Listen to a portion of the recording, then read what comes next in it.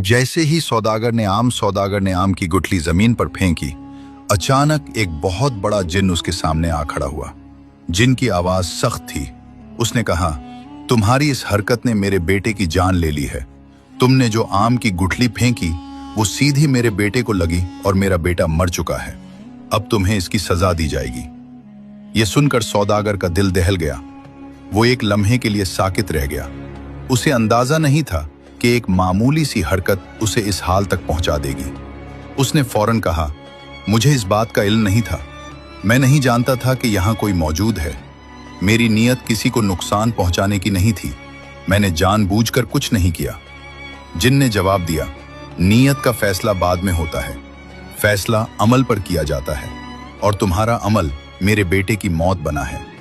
सौदागर परेशान हो गया। वो जानता था कि ये कोई मामूली जिन नहीं है और उसके सामने बहस करना बेकार होगा। उसने खुद को संभाला और कहा, मैं एक सौदागर हूं।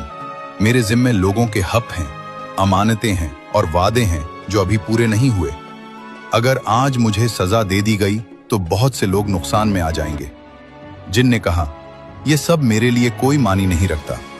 सौदागर ने फौरन कहा, अगर आप मुझे 1 महीने की मोहलत दे दें तो मैं वादा करता हूं कि मैं उसी जगह उसी वक्त वापस आ जाऊंगा।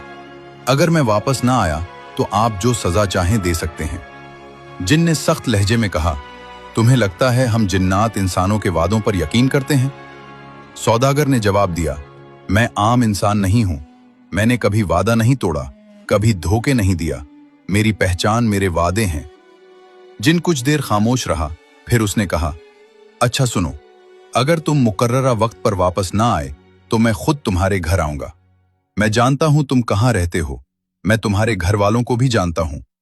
जिन ने बात जारी रखी, अगर तुम वादा तोड़ोगे तो सजा सिर्फ तुम्हें नहीं मिलेगी, तुम्हारे घर वाले भी इसकी कीमत चुकाएंगे।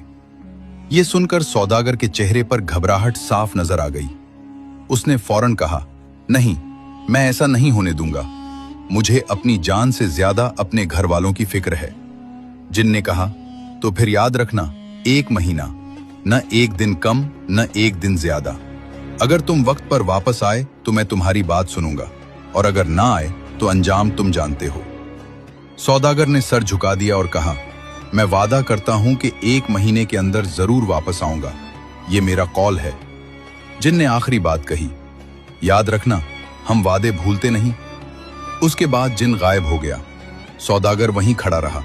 वो जानता था कि उसके पास अब सिर्फ 2 रास्ते हैं, या तो वादा पूरा करे या सब कुछ खो दे।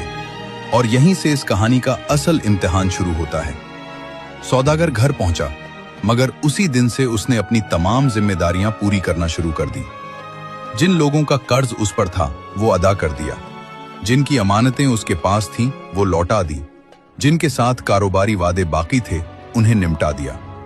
वो किसी को वजह नहीं बताता था, किसी को सवाल का मौका नहीं देता था, बस काम पूरा करता चला जा रहा था।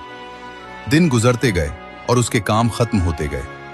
जब आखिरी दिन रह गया तो उसने घर वालों को बुलाकर साफ बात कह दी कि अगर मैं 1 महीने के अंदर वापस ना आया तो मेरा इंतजार मत करना।